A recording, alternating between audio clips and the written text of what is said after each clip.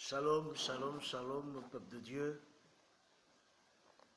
Je suis votre humble serviteur, le sacrificateur Francis Makela. Je m'adresse à tout le peuple de Dieu qui sont sur toute l'étendue de la terre. Estimez-vous heureux et heureuses parce que vous avez cru un jour. Et c'est la clé de votre salut, c'est la clé de votre sécurité. Je voulais encore rappeler à toutes ces personnes qui n'ont pas encore cru. C'est le moment ou jamais que vous pouvez vous rapprocher de celui qui a la vie et qui peut vous garantir le salut. Je vous en supplie, par l'amour de celui qui m'a rendu amoureux, et je vous parle avec amour à toutes ces personnes, donc lui, il a révélé son amour un jour, dans Jean chapitre 3, verset 16, il a dit, il a tant aimé le monde. Et le problème, c'est que s'il est venu, c'est parce qu'il vous a tant aimé. Et il utilise encore ma bouche ce matin pour vous rappeler que cet amour n'a jamais failli pour vous. Et il vous demande, en ce moment où ce fléau est en train de battre en plein, et en train de vouloir décimer plusieurs personnes. Et vous avez déjà en face de vous beaucoup de personnes qui ont perdu de vie, qui ont perdu la vie.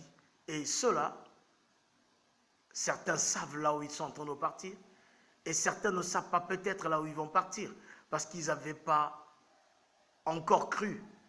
Mais le problème, ce n'est pas seulement ne pas croire, parce qu'il n'y a personne sur la terre qui peut être neutre.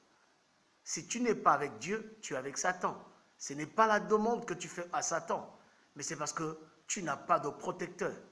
Et tant que tu n'as pas Dieu avec toi, sache-le que tu es pour Satan. Maintenant, la Bible déclare que celui qui ne croira point, il est automatiquement condamné.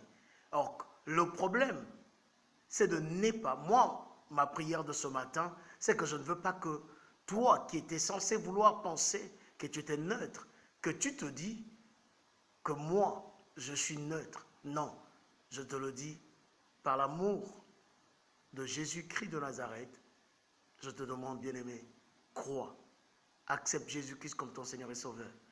Il viendra à ton secours. Et ce fléau ne va pas te décimer.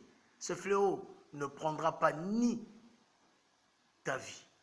Même quand elle touchera ta vie, ton salut sera garanti parce que la Bible déclare que ceux qui mourront dans le Seigneur, ils ne mourront point, ils vivront.